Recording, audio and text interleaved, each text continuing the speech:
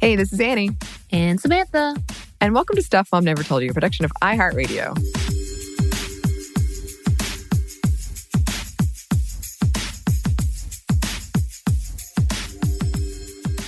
For today's Monday Mini, right out the gate, just want to say, maybe listen to this one before letting your kids listen.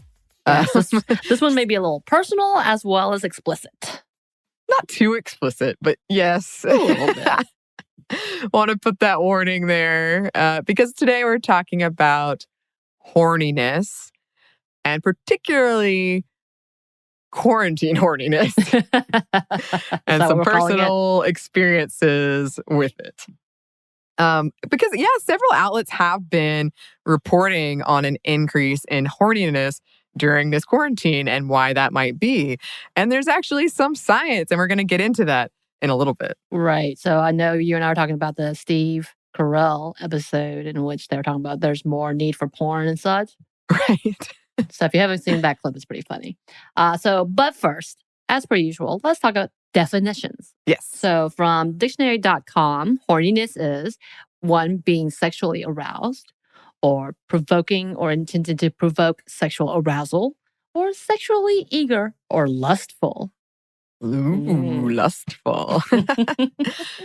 Pornhub has seen an 18% increase in traffic since the pandemic has shut us down. Also, there's already coronavirus porn, which I expressed I was shocked at to Samantha, and she said, well, of course there is. Automatically. If anybody in any kind of outlet would be the most relevant and on top of it, it would be the porn industry. You think so? Oh, absolutely. Well, interesting. Just saying.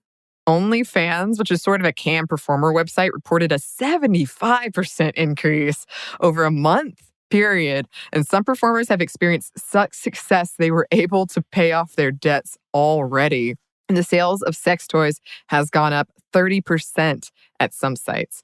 Searches for homemade sex toys have skyrocketed. Wait. Homemade sex toys? Yeah, so it's mostly people are using condoms over things like a cucumber. Okay, so they're taking the trope of vegetables turning into phallic subjects. Yeah, but I did see one for I didn't see. I haven't been searching this. No. I read it in one of the articles for this episode. The expert said is if you're going to use an electric toothbrush, put a condom on it in case something breaks, so you can just pull it out that way. I guess in times of need. So not just vegetables, other things too. Quarantine Gone Wild on Reddit has popped up, and there are ads for quarantine bae on Craigslist. I went on a rabbit hole reading some of those. Some experts are calling this quarantine cuffing season. Oh, I like that one. Yeah. And we have seen arguments about sex toys not being essential items, or maybe some people argue that they are, depending on the sex toy. So there's that whole conversation. A lot of sex workers, strippers, drag performers are moving to online content too. I also saw there was a drive-through strip club opening somewhere this week. So there's that. And then, of course, as we've mentioned already, a lot of reaching out to exes, sliding into those DMs. And I surveyed my friends about this last night, and pretty much every one of them had a story about that. So That's happening too. My only DM, honestly, though, has been one that's super sad dude who's talked about losing their significant other. That was one. And then the other one was when I was playing my phone games being reached out to that way. And I was like, what is this? So maybe I'm just one of those that's not a part of the DM crew. I mean... And you talked about all the DMs that you've been getting, too. I have seen a massive increase in DMs. And also random emails, like cold call emails, almost. I guess it's the new form of new job. Yeah. I have been posting more, though, so I don't know how much of it is just that. I've seen it. I've seen it increase. That's going to be a whole other research data right there. Yeah. And of course, speaking of data, their data points to an increase in online sexual activities and at any time of the day and in any day of the week. Yes, because time does not exist during quarantine life, obviously. And surveys suggest that actually there are a lot of people operating on both ends of the spectrum. Some people are feeling like they don't want to have sex at all during this because of all of the stress and the trauma, obviously. I think that probably the reason we're hearing so much about quarantine horniness is because it's a better headline than people are too sad to be horny. Right. And, it is interesting to see the ways that, like a drive-through strip club, that we're trying to have some normalcy in our horny habits. So I think that's a piece of it. Also, for a lot of single people, you can't safely have sex right now. Going back to New York City's health directive, which we talked about a couple of minis ago, it suggested, quote, video dates, sexting, or chat rooms, as opposed to meeting in person for sex. And that's something else I read in a lot of articles, is people are feeling much more willing to be adventurous, especially in these online spaces, that they wouldn't have felt before this. But now it's sort of like, hey, who cares? I'm stressed. Let's try this. I mean, might as well. I have felt the urge to take sexy pictures, which I never really felt before. What would sexy pictures be for you? Like sexy pictures. Are you trying to imply it's like me in a Star Wars outfit? I'm just asking. Is it like a sexed up version of Luke Skywalker? Maybe the jacket without a shirt or something? Samantha, you don't have to. I don't need to give specifics on my sexy I pictures. feel like you put it out there, so I just wanted to know. I say as my Luke Skywalker costume is winding. I guess, yeah, maybe I should. That's theme it. That's cosplay, right up your alley. like sexy cosplay. Yeah, totally. Well, then in that case, I take sexy pictures all the time. Sure. All right. So here are some main theories about why this is happening. 1, there's more downtime. As we know, we are definitely in our house by ourselves or with 1 or 2 other people just chilling. And then again, like I said, more time with your partner. And so that makes just sense. Absolutely. It totally makes sense. And then fear of death. Oh, God. Yeah. So there's something called the terror management theory, or TMT. When faced with our own mortality, we try different coping mechanisms and strategies, which might include new ways of sexual expression, like sending nudes. Some studies have found a link between fear and arousal. They do involve similar physical responses. It's called excitation transfer. Or maybe we just miss physical contact. Yeah. And I mean, it could just be that. Physical contact with another human being if you're isolated alone. So, those moments of when you've been alone too much and you start rubbing on yourself a little too much. And when I say that, I mean like on your arms, hugging yourself. Yeah. That is a thing. Well, I've definitely seen the joke of porn is now just like handshaking. That's the new porn. Again, that's a Steve Carell. Just a nice, friendly tap on the shoulder. That's the new porn. But, of course, part of the problem and part of the conversations that we had when we talk about horniness and women is the female shame of masturbation and sexuality in itself. So we've talked before about the shame and female pressure about masturbation. And I do think that this has normalized it a little, this quarantine. Or at least I've seen a lot more public discussions acknowledging that women do in fact masturbate and do in fact like it. And so here's my TMI section, but I did want to share it because I'm actually very proud. So a lot of people ask if I, as an asexual person, masturbate. And probably, I've never been asked this, but probably, do you get horny? And the answer is yes and yes.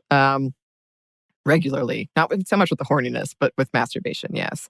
And I've said before, I did not know that women could masturbate. That's how much shame is around it and how little we talk about it until I was in college. And I was actually when I was about to move to China, and I was texting with my friend who lived there, and she said, "What do you recommend I bring from the States, and she said a vibrator. Right. Yeah. Then that got me thinking, and that changed my whole life. Okay. I don't fantasize, really. That's another thing. Unless it's a fictional character, and even that's very rare. Not the celebrity that plays them. That's too real. The fictional character. And it's very easy for me to orgasm. I've actually gotten off twice by thoughts alone. Thoughts alone. Interesting. And have had one foodgasm in my life. I usually stick to clitoral orgasm because of past trauma, and I've heard a lot of women do that. That was a recent discovery for me, actually, and it made me feel better, even though I shouldn't have cared in the first place, but it did.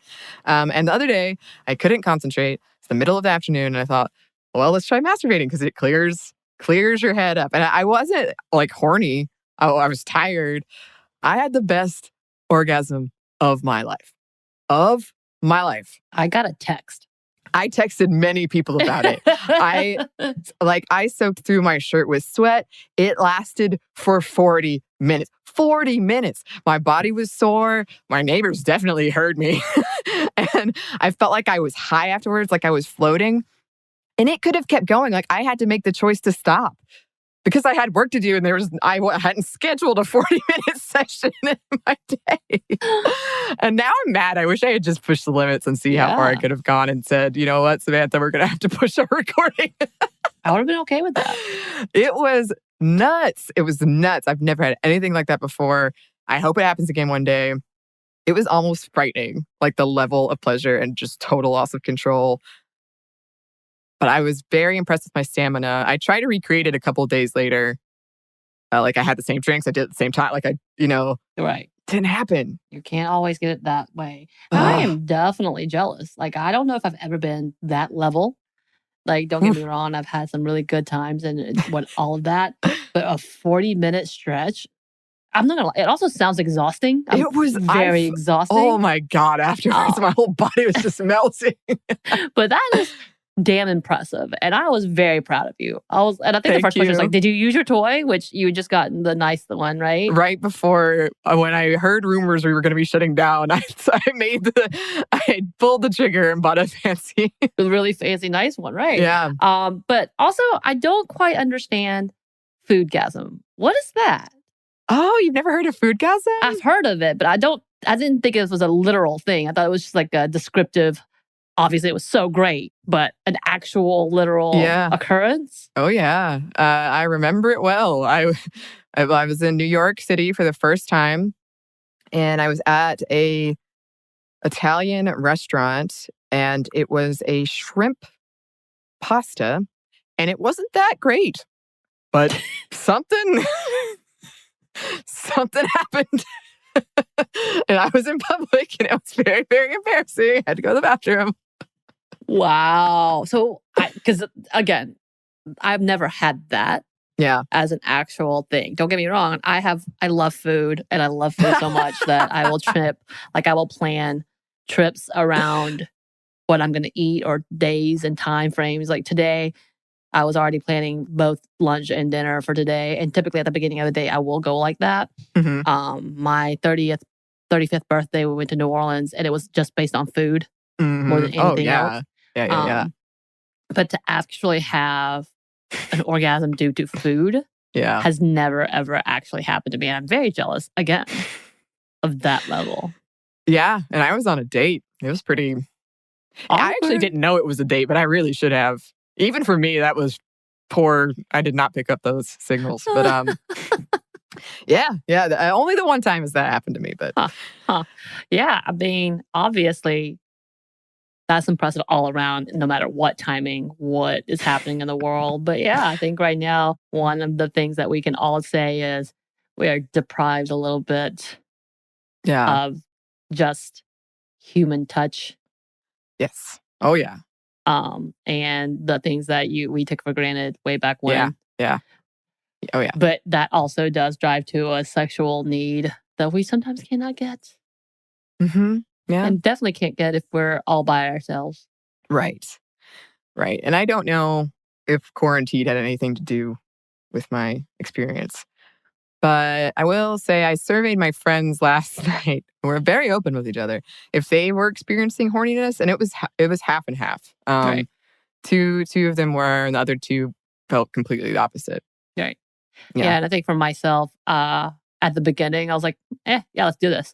And now I'm just like, I'm just tired. I want this to be over. Yeah. I do catch myself staring longingly out the window quite frequently. A part of that, to me too, is like I am reaching 40, and though I'm not quite to the stage of menopause, but I'm thinking, where's my body going? How is my body turning? What is, because like I think mid 30s, early 30s, like in the beginning of sexual awakening for a lot of women. And believe me, I was there. As I'm hitting 40, I'm still I'm still definitely on the norm, but at the same time, I'm like, I'm definitely tired too. I get it. Yeah, that's why I was so shocked, because I was so tired. But hey. Sometimes that's the best way to go. Sometimes, apparently. So now you know way too much about me, listeners. You are welcome, and I'm sorry. I love it. You do you. Enjoy it. I was so proud. I was so proud of it. I am proud of you. Again, jealous and proud. Thank you. Thank you. Thank you. That's all we have to say today about quarantine horniness. Maybe we'll revisit it later as time goes on.